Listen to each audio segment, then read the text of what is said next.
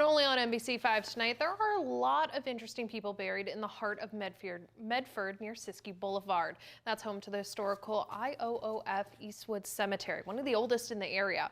Many of the people there led incredible lives and left their mark on the Rogue Valley long before any of us were born. Tonight, NBC5's Mariah Mills is sharing the story of a boy who was the inspiration for a Walt Disney character.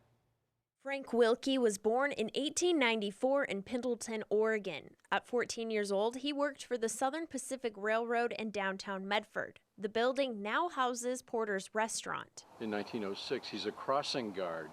This was before there were any automatic crossing signals for the railroad in Medford. Ben Truey, a Southern Oregon Historical Society volunteer, says not a whole lot is known about Wilkie, but what he is the basis for is a beloved cartoon character many of us know very well, Goofy. Vance Colvig came up with the iconic character. And did this character for Disney, and that became the model and the basis for Goofy. Truey says before Colvig, known as Pinto, created Goofy, he became friends with Wilkie. Vance Colvig moves to town from Jacksonville. Vance, who was covered with freckles, and his friends called him Pinto.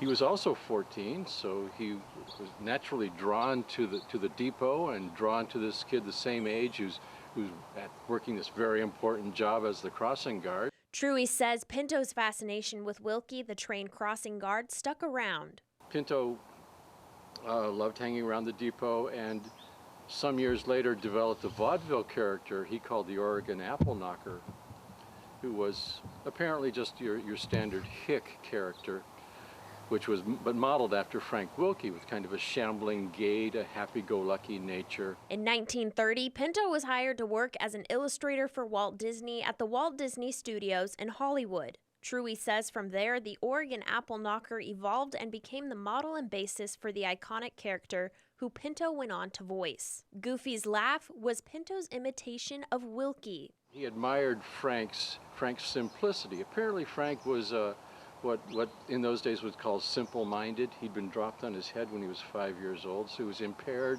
to some degree. We really don't know how. Years later, Pinto was let go from Walt Disney Studios and then rehired to do other sound effects for the company before his death in 1967.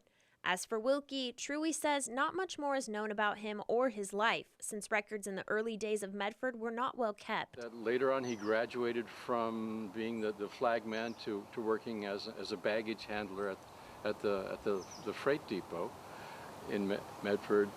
Of course, we don't know how long that lasted, and the next time we hear from him in the newspapers is his obituary. Truey says Wilkie died up north in Marion County near Salem in what was then called an insane asylum. Sadly, Wilkie never knew that a popular cartoon character was created in his image. Frank wouldn't have known, because Frank died in 1930, which was just about the time that Goofy was a glimmer in Pinto and Walt's eyes. Mariah Mills reporting. Truey says Pinto Colvig was buried in an unmarked grave in Southern California. Now, tomorrow night on NBC5, we'll learn about the very first Jackson County sheriff who was murdered in the line of duty. His family is still quite prominent in the Rogue Valley today.